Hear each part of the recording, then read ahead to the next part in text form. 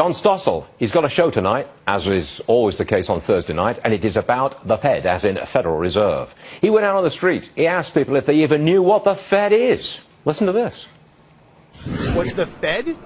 I don't know. What's the what? The Fed. I don't know. At least a few people pay attention. It's a central bank that What's it do? determines monetary policy and What's monetary policy? how much money to be allowed into circulation. Now, all these responses, John, they're edited.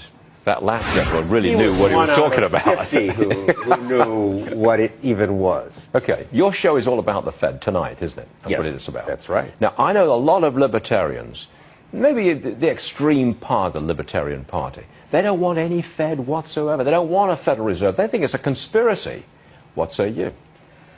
I say I'm not so sure, but are you comfortable with giving a dozen old white people the power to make $4 trillion? Why did you have to bring race into this? What's that got to do with it? If it were anything but the Fed, which the left doesn't understand, they would be screaming that it's controlled by old white people.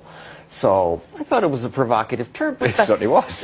So much power to spend so much of our money in a few hands, and they do it in secret. I mean, Congress spends too much, $3.6 trillion. At least we vote on it and talk about it. So if you're in favor of a central bank, and I take it that you are, you want a central, you know? Competitive free banking in Canada, they didn't have all those banks fail during the Depression. Each bank issued its own currency, and they competed. That might work better.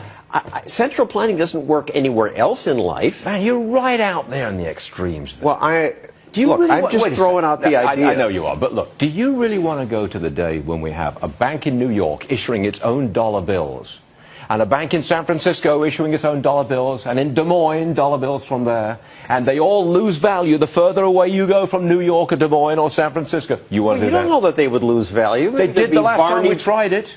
In the 1840s, 1850s, banks put out their